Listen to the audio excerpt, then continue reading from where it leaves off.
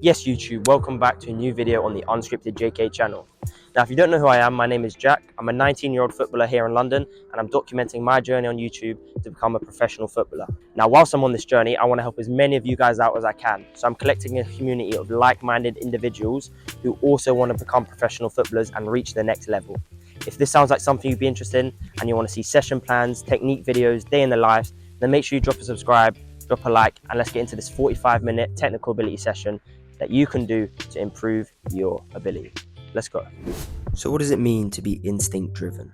Instinct driven simply means you're able to rely on your body's natural response, aka your instincts, to a certain stimuli or environment during a football match. Now this is why instinct driven players are often the dribblers or the best players on their team. They can fully rely on their body's natural response to escape pressure and just creatively and freely express themselves as a footballer.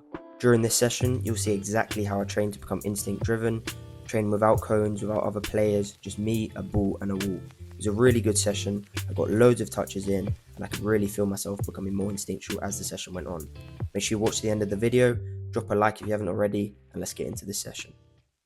Okay, so as you can see, I just started off with a quick 2 to 5 minute warm up, just focusing on getting the blood into my legs, particularly my knee, because if you don't know, I had knee surgery last year and I'm recovering and rehabbing and just getting back to full fitness now. So yeah, just loosening up my joints, my hips, knees, and just getting nice and ready for the session to come. So next thing I did was grab a ball, and I did what I usually do at the start of most of my sessions, which is just freestyle juggle. So I'll just do whatever skill comes to my head, just trying to get nice and creative, just express myself, trying to get some of that Brazilian flair, you know. As an English guy, that's not easy. So no, but seriously, just getting loads of touches in, expressing myself, having fun with the ball before getting into the session. Okay, so the next thing I did was I grabbed the tennis ball.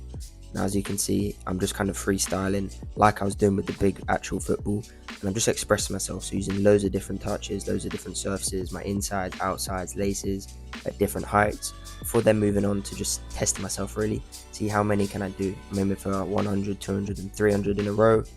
Yeah, this is really tough, and I understand that some players might not be able to do this. It's just something to look forward to and work towards as you get older and as you become more skilled and more developed. So yeah, just a great way to help me feel sharp and improve my touch before a session.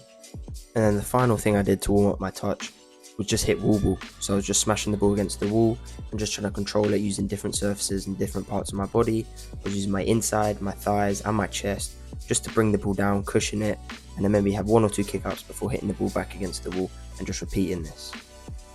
Okay, so the next thing that I did to become instinct driven and improve my technical ability was basically just imagining that I'm playing in the centre of midfield, which if you didn't know is my position.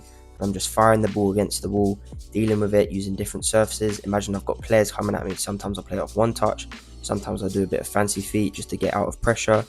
So I did 3 sets of this. This was really intense. This got my heart rate up. I could feel myself getting fitter from this. But yeah, just loads of touches, very, very position specific.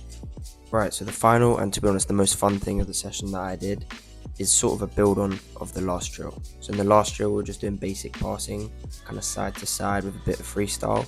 Whereas here, I really am imagining that I'm playing centre mid. I'm playing the ball, maybe getting a 1-2, and then just working a bit of space, beating a defender or 2 just to get my shot off. And I'm using both feet here, really trying to imagine, I've gone past one, I've gone past the other, now let's get the shot off. I think this is such a big thing for me, just trying to get as much end product as possible. I've always been good at dribbling, but now I'm really trying to get my shot off quickly, whilst also escape pressure and just express myself to be confident and creative as I can.